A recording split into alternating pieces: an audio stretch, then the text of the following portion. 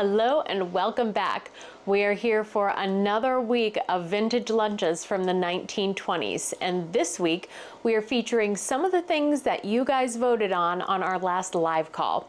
We're gonna go with our apple celery salad today, and we're pairing that with the ham and currant jelly sandwich. Now, as we talked about before, I couldn't find currant jelly anywhere near me, and I thought about ordering it online, but I took what you guys said in the live chat and also what we've kind of talked about many times over the last few years, in that if they didn't have currant jelly at home back then, I guess similar to what we would do now, if you didn't have it and you needed it right now, you'd just substitute with something. And so I looked up a list of some things to substitute with currant jelly, and one of the things was cranberry sauce. And so, it being close to Thanksgiving season here in America, I thought now was a good time to break out the cranberry sauce, and I really think those flavors are gonna go well together. You may notice I also have some new glasses today. I recently purchased the newest generation, I guess, of the Meta AI glasses. I'm not sponsored or anything like that. I wanted you guys to have a little bit more of an immersive experience when you're watching this, for you to be able to get the point of view from what I am seeing when I'm looking down and chopping things. And you know, when I cut my finger, maybe you guys want a little close up of that, I don't know.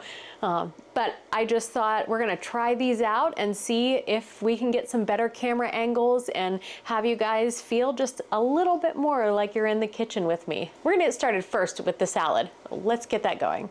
It wants us to use blanched celery. So we're just gonna chop a few pieces here, and you can kind of see the leaves from the innards there, because I didn't pull any specific stalks off or anything. I thought this would be easier, but we're just gonna take some of those pieces. They won't get wasted. I'll put them in the freezer and mix them in with bone broth when I'm ready to make a new round. I think I've probably talked about that several times on here, but if you follow on Instagram or Facebook, you'll see the times when I am making bone broth. Usually it looks like I have added every ingredient that I have in my fridge there. It just all goes in the pot, and it's pretty wonderful.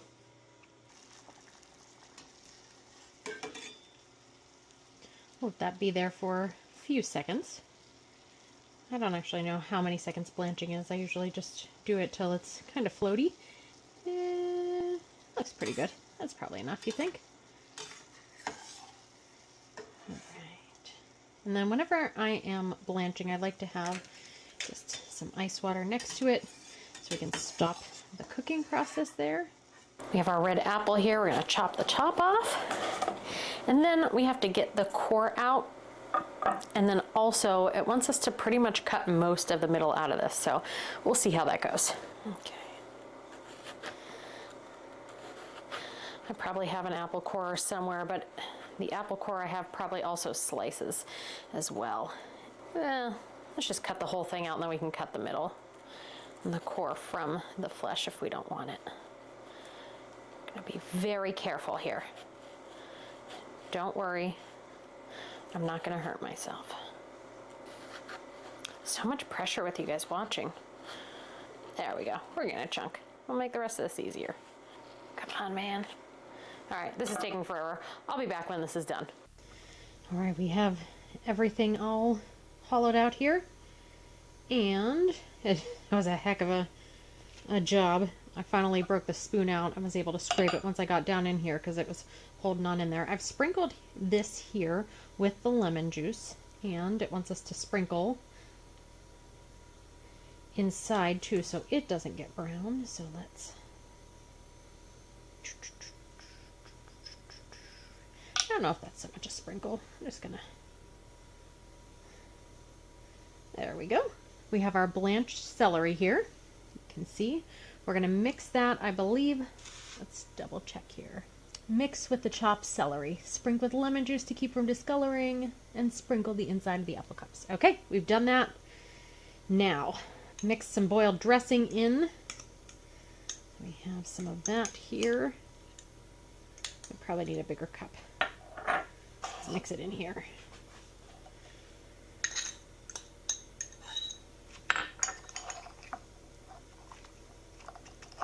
This fork is not a good choice. Hold on.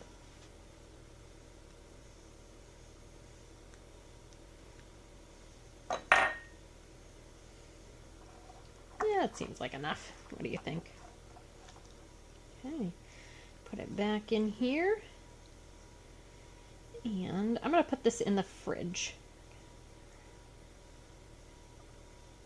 Ooh, it's a little messy. All right. This sandwich seems relatively simple. We have our ham steak here. Well, I think it says cold boiled ham. I bought a ham steak because I'm not going to use a whole boiled ham, and I didn't want to waste a bunch of leftovers. So I have just a few pieces of that ham there. I cut off the edges of the fat. I don't know if they would have done that, if they would have included the fat back then. I mean, I like a good bit of a fat cap on some ham, but I think there's enough probably in here and it's tender enough. I think we'll leave it out for now. So we have that, we have our cranberry sauce. We're just gonna chop this up, get it all mixed up together with the butter and get it on the sandwich. It's gonna be a pretty easy day today, guys. I'm not sure exactly how fine to cut this. I think I said just chop it, let's see. Chop sufficient cold boiled ham. Okay, to make a cup. I think I have a half cup there, so we'll do that twice. Normally, a lot of the times I cut these recipes in half or even in a quarter. Maybe only make one serving of it, but I have a feeling I'm really gonna like this. So I'm gonna do the whole thing. And we have the tablespoon of butter there. Yeah, actually, now that I'm saying it, I bet back then the ham wasn't quite as fatty as what it is now. And maybe that's why we added the butter with all this, to increase the fat. Who knows? I imagine it's not to increase the moisture because we have the jelly that we're adding there. And I think, does it say a third of a glass? I believe it says a half or a third small glass of currant jelly. So, I should have looked up what size. Oh, that fat's kind of holding on to that piece. I should have looked up what size jelly was back then. What do you think? Maybe like 6 ounces or something? Maybe we had I'm going to guess we'll add 2 or 3 ounces of, get a little bit more in there, 2 or 3 ounces of the jelly. Or this cranberry sauce. And I have geez Louise, I don't even know how many knives. And I know there's knives for all sorts of different things, but I really just used 2 knives. This one knife here, a chef's knife, and a paring knife. So I'll use a steak knife for if I'm having pork chops or steak for dinner. Other than that, I'm not really using any other knives. Kind of feel bad for all the other knives in my knife block.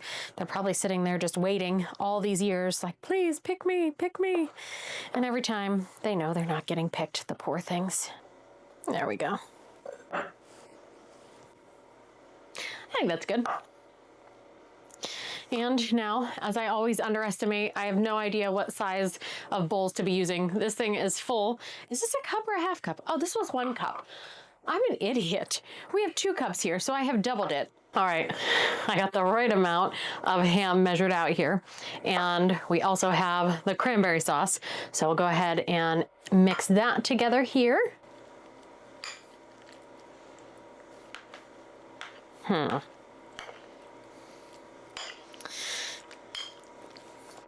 I should have a fork for this.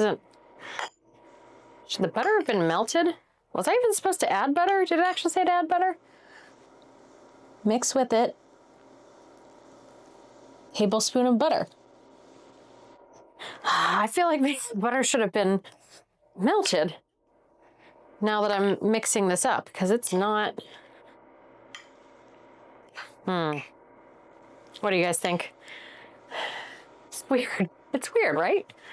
Well, things were weird back then. I feel like instead of mixing it like this, it would make more sense to do it in layers. Like you have your bread here, you put the butter, and then you put your cranberry sauce on it, and then a slice of ham. And then on the other side, you have your butter, your cranberry sauce, and then you put it together. Like, have you guys ever had we're talking about Thanksgiving a little bit earlier, my American friends, or even those of you who are not in America. I think most of you are Canadian. Some of you are from the UK. Have you guys ever had a Thanksgiving leftovers sandwich where you have like maybe you use your stuffing as the bread, or you know, you have some kind of a bread or a dinner roll, and then you put the stuffing and some of the mashed potatoes and the cranberry sauce and the turkey and maybe some different greens or vegetables in there. And oh, it's so good. It is so good. Honestly, my opinion is that the day after Thanksgiving and the 2 or 3 days after Thanksgiving is even better than Thanksgiving dinner itself, because everything has kind of, like, all the flavors have, you know, marinated within themselves. And just, I love day after Thanksgiving leftovers even better than I like Thanksgiving Day food. Huh. How about you guys? I don't think I did this right. Okay, either way, doesn't matter. We got what we got. So next we're going to then butter the bread like it says. So we've got butter inside of the salad or the sandwich filling, and then we're going to butter the bread as well. Don't ask me. I don't make the rules. I just, you know, lightly follow them, not very well. Butter only one slice of the sandwich. Yeah. Butter only one slice of the sandwich. Spread the other with, so we're gonna put butter on one and then put the ham mixture on the other. This is so weird. All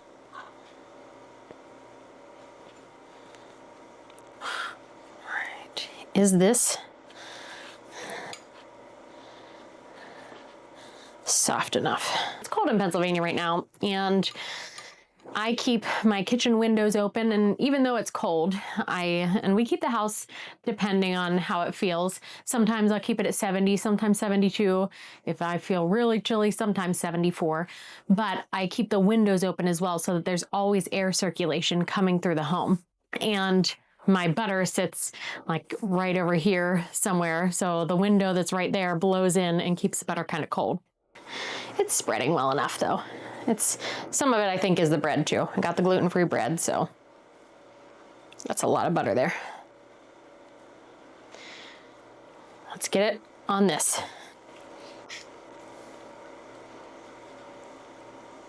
Yeah, I think I should have chopped these up smaller. Maybe that would have helped. I don't know. There we go. Bam. And press it together. It calls for chopped nuts, walnuts, or peanuts. I don't know why it's specifying nuts or walnuts because they're nuts. Peanuts, I mean, they're legumes, but, you know, culinarily we use them as nuts. But we're going to go with pecans this time. So I have the apple here. We're just sprinkling the pecans right on top. They're kind of going there. They're kind of falling off everywhere. There we go. All right, and we are serving it on a lettuce leaf. How doesn't that? Woo! Oh, I caught it. It stayed in. All right, let's get some nuts back on here and try that again. All right. It's safe now. I have decided to take it off of the actual plate and put it on just onto the cutting board here because I don't want it to keep falling off, but it's safe now. We're okay.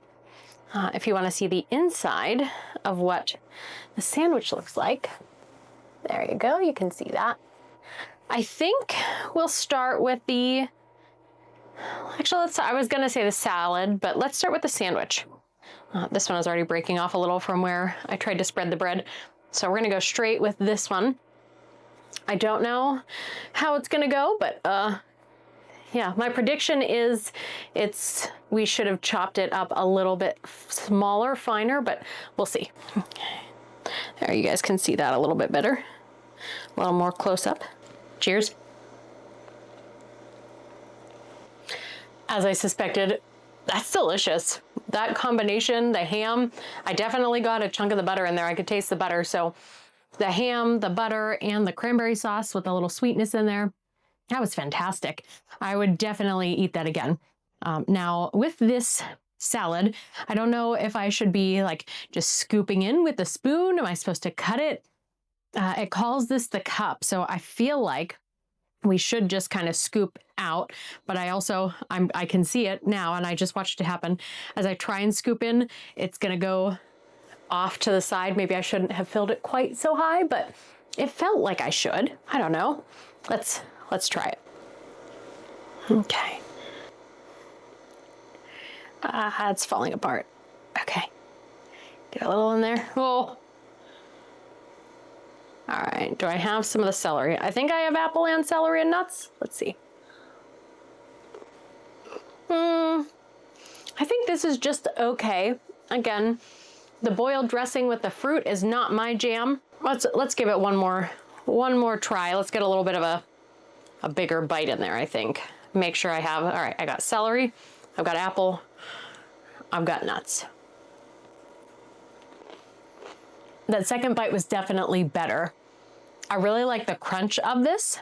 And actually the boiled dressing the second time, I don't know what it was about that first bite, but the second bite, that dressing kind of mixed a little bit with the fruit better for me and tasted a little bit better. I can't say that I would eat this again or make it again and eat it. If somebody served it to me, certainly I would eat it. But it's definitely not my favorite part of this meal. I've just now realized, I just got the urge to smell this. I've just now realized I forgot the most crucial part of eating anything, and I forgot to sniff everything. Really, for this, I just smell the boiled dressing. I don't really smell the fruit, and I would think I'd smell the celery because sometimes that can be a little overpowering. But really, I just smell the boiled dressing for this. Let's see what kind of sniffs come out of this. Oh, I kind of smell each little thing in here. I can definitely smell the bread and the butter, but then you get the ham, and you can almost, I don't know if I'm imagining smelling the jelly or not, but I feel like I can smell the sweetness. Overall, yeah, that sandwich was great. I'm glad. I don't know how it would do with the currant jelly. I'm sure it'd do great, but I'm really glad that we tried it with the cranberry jelly. It's right up my alley. Also, this is not what they would have had back then. This is actually, I attempted the other day, and again, if you're on Instagram, you may have seen it. I don't know if I shared or not. I attempted to make a key limeade, and I bought a bag of key limes and juiced them and made a limeade, and it was still so tart. It was potent, and I love key lime. That is probably my key lime and pistachio, my favorite flavors if I had to pick flavors. And I decided, well, how can I tame this a little bit? Because I'm not throwing it out. I made it, and key limes are great. I'm not wasting those. So I mixed it with some coconut cream, and it just enhanced it phenomenally. So if you are making some key limeade, I keep wanting to say lemonade, key limeade, and you can't figure out how to fix it, add a little bit of coconut milk or coconut cream, and it's great. You guys also voted for the fruit salad, which I normally would probably make next week. However, it calls for a specific type of grapes, and we may have to substitute them, but in a certain number of days, I will be going on a trip to the world's, I don't know if it's world's largest, but one of the kookiest grocery stores, at least in this country. I'm going to Jungle Jim's for my birthday. That's my birthday trip. Whoops, I put my hand over the microphone there. Sorry about that. Anyhow, I am going to celebrate my birthday by going grocery shopping at Jungle Jim's, because grocery shopping is my favorite thing to do outside of thrift shopping. But I'm going to look out for it. If they don't have the Malaga grapes, I'm going to look for some sort of a substitute there, because I feel like if they're going to have them anywhere, that's where they're going to have them. In the meantime, next week, I did get in the chestnuts for the chestnut orange salad. So we'll be going with the chestnut orange salad next week. I'm still trying to decide what sandwich I want to pair with that. So if you liked what you saw today, join us next week and find out which sandwich goes along with the chestnut orange salad. Bye, guys.